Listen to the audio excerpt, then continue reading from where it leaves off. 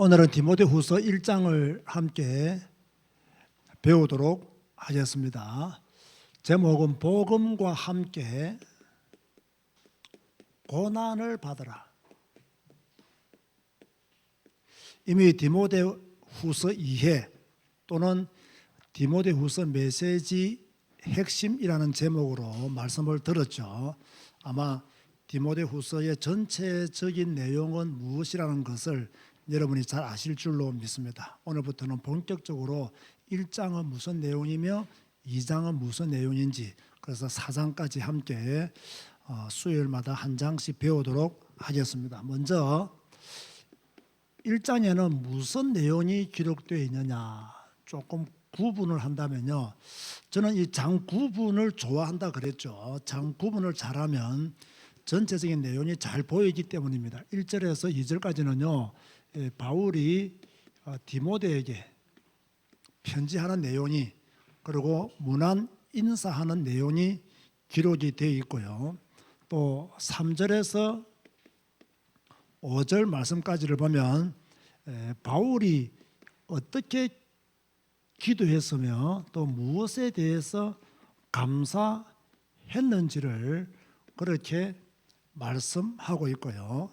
6절에서 14절 말씀은 오늘 제목과 같이 복음과 함께 고난을 받아라는 내용이 기록되어 있습니다. 그리고 15절에서 18절 말씀까지 보면 이 바울 주변의 인물들이 있잖아요. 이 인물들에 대한 평가가 15절에서 18절에 그렇게 기록이 되어 있습니다. 자, 이런 내용을 잘 알고 우리가 1장의 내용을 조금 관찰해 보면요, 1장은 주로 어떤 내용으로 시작하느냐. 자, 디모데후서는 발신자는 누구냐? 누구겠어요?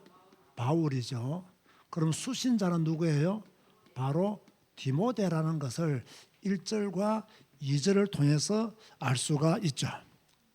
자, 이미 제가 디모데후서 2회와 메시지 핵심이라는 제목을 여러분에게 말씀을 전할 때 디모데 전서와 디모데 후서, 디모데 전서는 바울이 로마 1차 투옥 후 잠시 석방이 되는데, 그때 석방되었을 때 쓴 편지가 디모데 전서고, 디모데 후서는 언제 기록했다고 했습니까? 바울이 2차 로마 감옥에 투옥되고 난 뒤에 디모데 후서를 기록했다. 그래서 바울 서신 13권, 히브리서까지 합치면 14권 또는 빼면 13권이 되죠. 그러면 바울 서신 중에서 제일 마지막에 쓴 서신서가 뭐라고 했죠? 바로 디모데 후서다. 아주 의미 있는 내용이 담겨 있다, 그렇게 보시면 되겠죠. 1절 말씀 보니까요, 바울은 하나님의 뜻으로 말미암아, 그 뒤에 보니까요, 그리스도 예수의 사도된 바울이라고 자기를 소개하고 있습니다. 맞는 말씀이죠. 그런데 이것은 바울에게만 맞는 말씀이 아니고요, 여러분들도 마찬가지예요. 여러분도 하나님의 뜻으로 말미암아 성도가 된 줄로 믿습니다. 우리 모두는 하나님의 뜻으로 인하여서 하나님의 백성이 된 거죠. 자, 그러면서 2절에 보면 바울이 디모데를 축복하는 내용이 나옵니다. 한번 읽어볼까요? 1장 2절 시작. 사랑하는 아들 디모데에게 편지하노니 하나님 아버지와 그리스도 예수 우리 주께로부터 은혜와 긍휼과 평강이 내게 있을지어다. 이렇게 바울이 축도라고 했죠. 우리 옆에 계시는 분 한번 서로 한번 쳐다보세요. 안 계시면 좀 앞으로 와서 자리를 옮겨서 한번 축복하면 좋겠습니다. 사랑하는 성도 누구누구에게 축복하노니 하나님 아버지와 그리스도 예수 우리 주께로부터 은혜와 긍휼과 평강이 성도님에게 있기를 원합니다. 이렇게 한번 서로가 서로에게 한번 축복의 말씀을 선포해 보시기 바랍니다. 시작.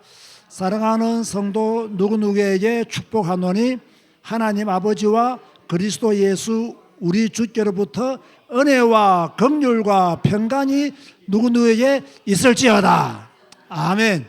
자, 우리가 이런 마음으로 신앙생활을 한다면 늘 축복을 증거하면서 또 축복을 다른 성도에게 선물로 주면서 믿음의 생활을 할 수가 있겠죠. 자, 그런데 그 다음 내용을 보면 바울은요, 참 이것 때문에 크게 감사를 했는데, 무엇 때문에 감사했느냐? 그 디모데의 순수한 믿음, 이것으로 인해서 바울은 감사한다 라고 그렇게 3절에서 5절에 말씀하고 있어요. 바울은 디모데를 생각할 때마다 감사했습니다. 그러면서 디모데를 다시 보기를 원한다라고 말씀하고 있죠. 자, 그러면 바울이 왜 디모데를 생각할 때마다 감사하며 또 다시 보기를 원했느냐? 여기에 대한 답이 5절입니다. 5절 한번 읽어볼까요? 시작. 이는 네 속에 거짓이 없는 믿음이 있음을 생각함이라. 이 믿음은 먼저 내 외조모 로이스와 내 어머니 유니게에 속해 있더니 네 속에도 있는 줄을 확신하노라. 이 바울이 디모데를 생각할 때마다 감사하고 또 디모데를 다시 보기를 원하고 이랬던 이유가 무엇이냐면 디모데 속에 거짓이 없는 믿음이 있었다. 순수한 믿음이 있었던 거예요. 깨끗한 믿음이 있었던 거예요. 참 부러운 믿음이죠. 우리가 본받아야 될 믿음이죠. 순수한 믿음, 깨끗한 믿음, 물들지 않는 믿음, 세상으로부터 물들지 않는 믿음, 성경이 원하는, 성경이 말씀하시는 그 말씀대로 예수님을 믿는 그 순수한 믿음, 깨끗한 믿음, 이것이 디모데에 있었다. 그런데 이 믿음이 어디서부터 시작되어졌냐? 내 외조모 로이스와 네 어머니 유니게 속에 있더니, 그래서 이 믿음의 어떤 순수함이 자녀에게 이렇게 전해진다는 것은요, 큰 축복이죠. 큰 축복이죠. 이 믿음이 너에게도 있다는 거예요. 그러면 이 말은 무슨 말입니까? 바울은 디모데의 외조모가 누구인지, 어머니가 누구인지, 어떤 사람인지, 어떤 믿음의 사람인가를 알고 있었던 거예요. 그러니까 디모데 너를 보니까 네 어머니의 믿음과 똑같구나, 네 외조모의 믿음과 똑같구나, 참 순수하고 깨끗하고 정직하구나, 그 믿음이 네게 있음을 인하여, 여러분 이게 얼마나 큰 축복입니까? 그죠? 할아버지의 믿음이 손자에게 있다. 요즘은요, 손자까지 갈 필요 없이 아들 때에 가면 다 흐릿해집니다.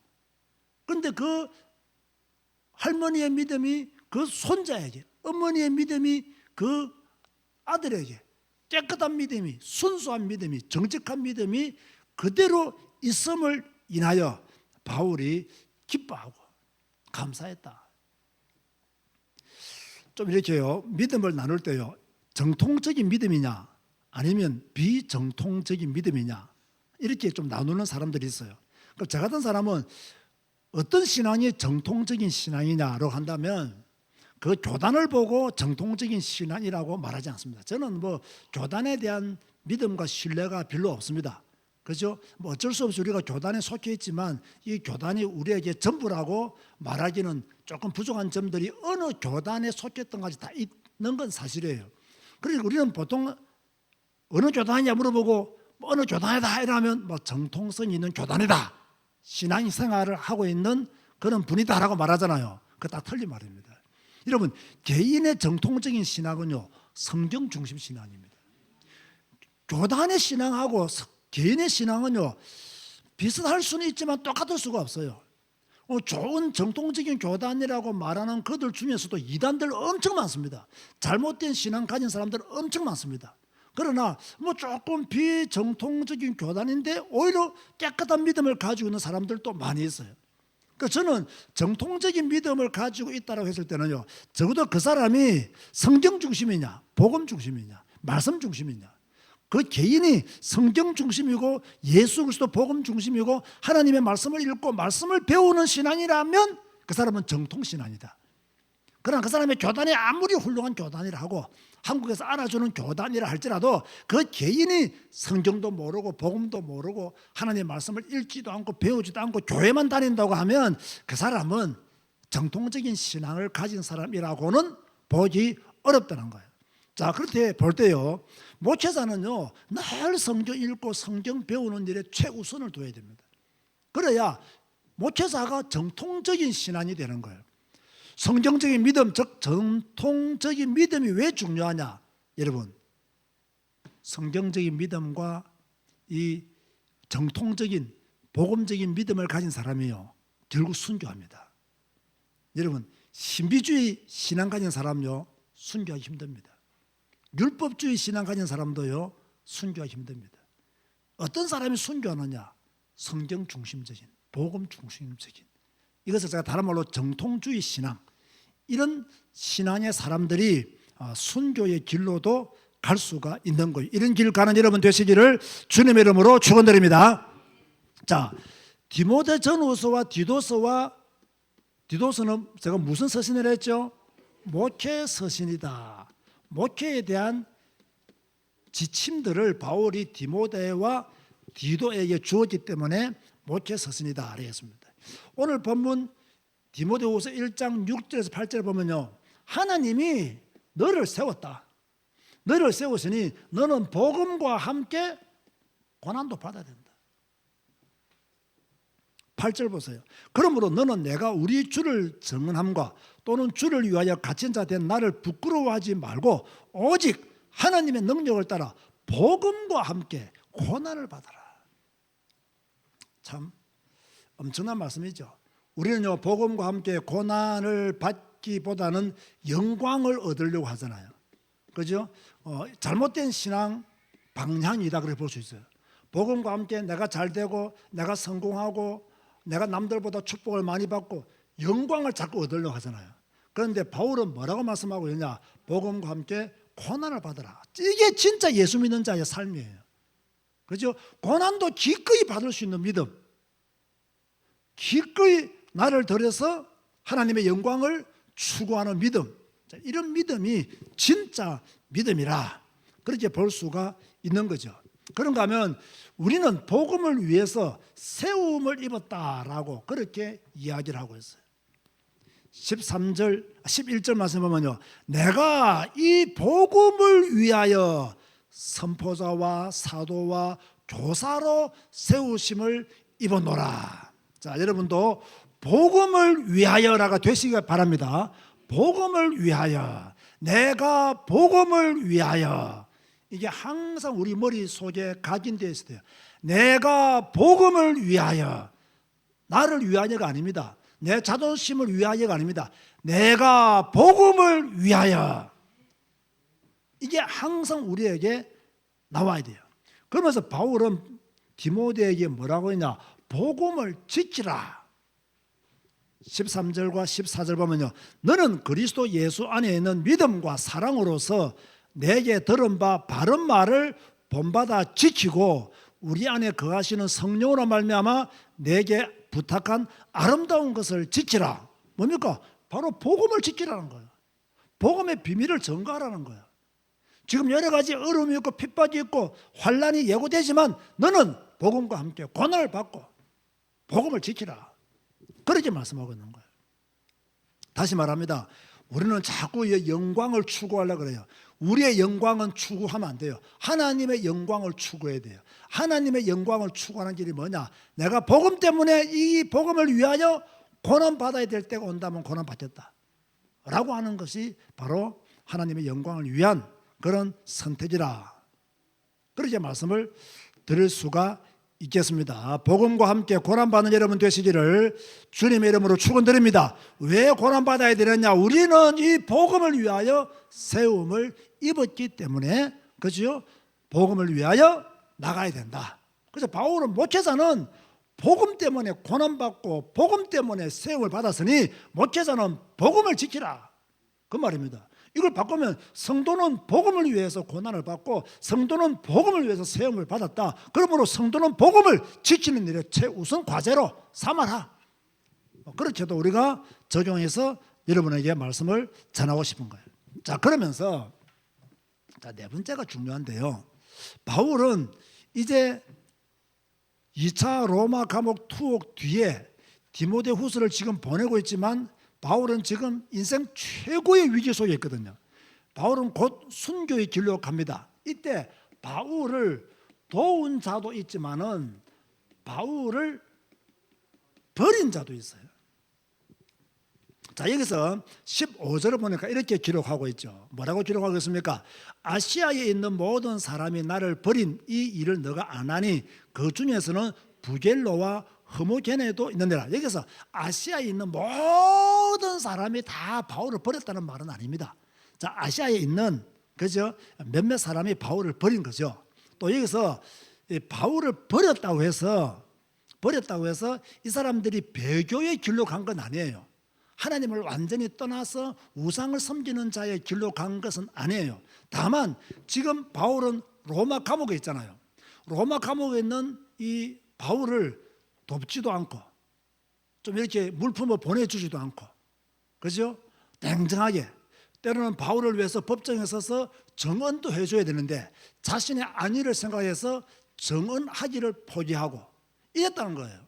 그럼 여기서 아시아는 어디를 말하느냐 하면요, 주로 바울이 3차 전도 여행 때 복음 전한 지역 에베소를 중심으로 한 그 인근 지역을 말하는 거예요. 그 에베소를 중심으로 한 그 인근 지역에 있는 사람들이 바울을 버렸다는 거예요. 다시 말합니다, 이들이 배교했다는 이야기가 아닙니다.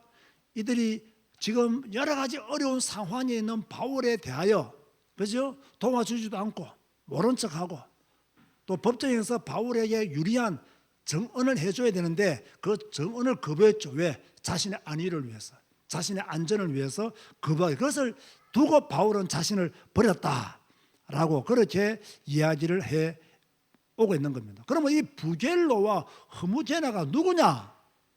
다른 정보가 없어요. 다른 정보가 없어요. 그러나 이 부겔로와 흐무게네를 이야기하고 있는 것으로 보아서 디모데는 이 사람들을 알았겠어요? 몰랐겠어요? 알았겠죠. 디모데는 이 사람을 알았을 거예요. 그러니까 디모데, 네가 알고 있는 그 부겔로, 네가 알고 있는 그 흐무게나가 나를 버렸다. 나를 전혀 도와주지도 않고 나를 위해서 정언도 해주지 않고 찾아온 적도 없다.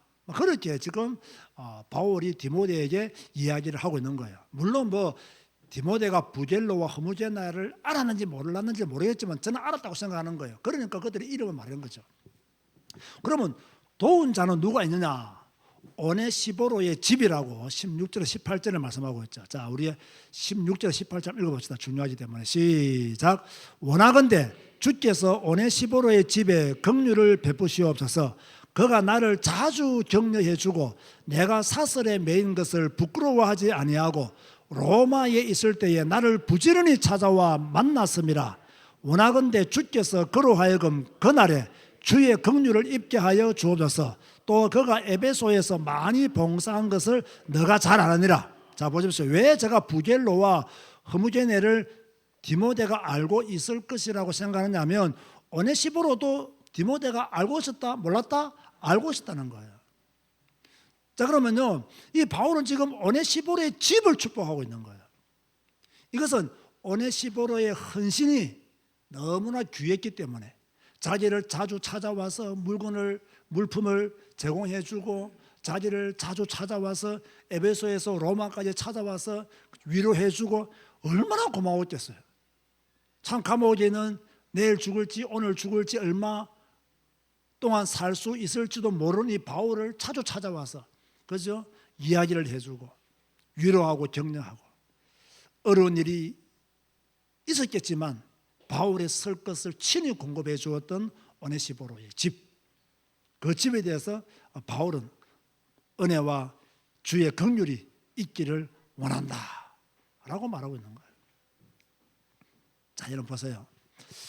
바울이 어려울 때 도운 자가 있는가 하면 바울을 버린 자도 있습니다.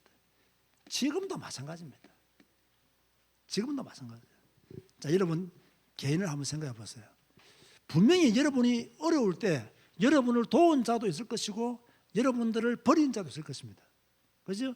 여러분이 좀 힘들 때 등 돌리는 사람도 있었을 것이고 여러분이 힘들 때 도운 사람도 있을 거예요. 저도 조금 그렇더라고요. 제가 어렵고 힘들 때 도운 자들이 있고, 뭐 돕는다는 것은 뭐 물질적으로 뭐 돕고 그런 게 아니에요. 참 마음으로 기도해주고 생각해주는 것만으로도 크게 돕는 것이죠.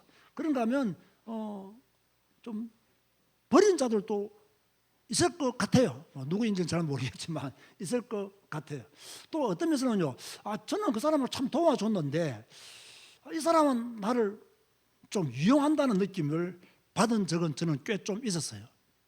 그러니까 좀 안타깝다. 나는 순수한 마음으로 그냥 동력자의 마음으로 어렵다고 해서 도와줬는데 이 사람 참 이걸 이용하는 그런 경우도 없지 않아 있더라고요. 그래서 제가 한 가지 결심한 게 있어요. 그게 뭐냐면 인간적으로 등 돌리는 사람 때문에 분노하거나 아파하지 말자. 도운 사람을 기억하고 감사하자. 이 사람들은 항상 우리 주위에 있어요. 나를 도운 자가 있는가 하면 나를 버린 자도 있어요. 저도요, 나를 버린 자들이 있어요. 막 이용하는 사람들 많았어요. 그러나 마음으로 지금까지, 그리고 지금도 저는요, 저와 함께 30년 치유사역을 하면서 옆에서 저를 도왔던 동료자들은요, 지금도 뭐 제가 이렇게 말 한마디 하면 그대로 다 실천을 옮기고 순종해 주세요. 그러니까 뭐 제가 일할 수 있도록 모든 걸 다 준비해 주는 거죠. 그럼에도 불구하고 또 뒤에서 비난하는 사람들도 없지 않아 있어요. 그러니까 여러분들은 항상 생각해야 됩니다. 나를 도운 자도 있지만 나를 버리는 자도 있다. 나를 버리는 자 때문에 분노하거나 아파하지 말자. 바울도 있었잖아요. 그러나 오네시보로 같은 사람도 여러분 주위에 있을 수 있습니다. 자, 감사한 것은 오네시보로가 많으면 감사하겠죠. 그렇죠? 이런 사람이 많으면 우리는 더욱더 힘이 나고 용기가 생기겠죠. 그렇지 못한 경우에는 더 힘든 경우들도 많이 있을 것인데, 뭐 여러분을 버린 자 때문에 그만 아파하시고, 또 여러분 주위에 오네시보로가 있다는 사실을 알고 감사하는 여러분 되시기를 주님의 이름으로 축원드립니다. 자, 그렇다면 오늘 디모데후서가 우리에게 주시는 메시지가 무엇이냐? 저는 이 디모데후서를 읽으면서 1장을 읽으면서 좀 순수한 믿음을 좀 가져야 되겠다. 좀 깨끗한 믿음, 참 좋은 믿음이구나. 참 하나님 앞에서 정직한 믿음, 이런 믿음을 참 가져야 되겠다. 디모데가 이런 믿음을 가지고 있었구나. 하나님 앞에서 순수한 믿음, 깨끗한 믿음, 정직한 믿음, 얼마나 좋겠어요. 그렇죠? 또 그리고 자꾸 영광만 추구하지 말고 누림만 이야기하지 말고 복음과 함께 고난을 받을 수 있는 믿음의 성도가 되고 믿음의 목회자가 되고 이 복음을 끝까지 사수하는 그러한 길을 걸어가야 되겠다. 그리고 나는 가능하면 부젤로와 흐모니케네 같은 사람이 아니라 오네시보로 같은 사람, 이런 사람이 돼야 되겠다. 누가 어려우면 이렇게요 도와줄 수 있는, 자주 찾아가서 위로해 줄 수 있는 이 오네시보로 같은 사람이 된다면 아마 여러분들이 디모데후서를 제대로 배운 결과라고 그렇게 말씀을 드릴 수가 있겠습니다. 자, 오늘 디모데후서 1장을 우리가 간단하게 핵심만 또 살펴보았는데 여러분의 주위에 또 여러분의 믿음이 이 디모데후서에서 바울이 말하고 있는 그 말씀의 의미를 따라가시기를 바라고 순수한 믿음, 깨끗한 믿음, 정직한 믿음 가지시고 복음과 함께 고난을 받고 끝까지 복음을 사수하는 그러한 믿음 성도 되시기를 바라고, 또 누군가가 어려우면 자주 찾아가고 위로했던 오네시보로 같은 그러한 성도가 되시기를 주님의 이름으로 축원드립니다. 주님 감사합니다. 오늘 또 디모데후서를 공부했습니다. 하나님의 말씀으로 우리를 채우게 하여 주시니 감사합니다. 하나님 말씀을 배우게 하시니 감사합니다. 성경 공부하게 하시니 감사합니다. 잘 배워서 우리의 삶 속에 묻어날 수 있도록 축복하여 주옵소서. 예수님의 이름으로 기도드리옵나이다. 아멘.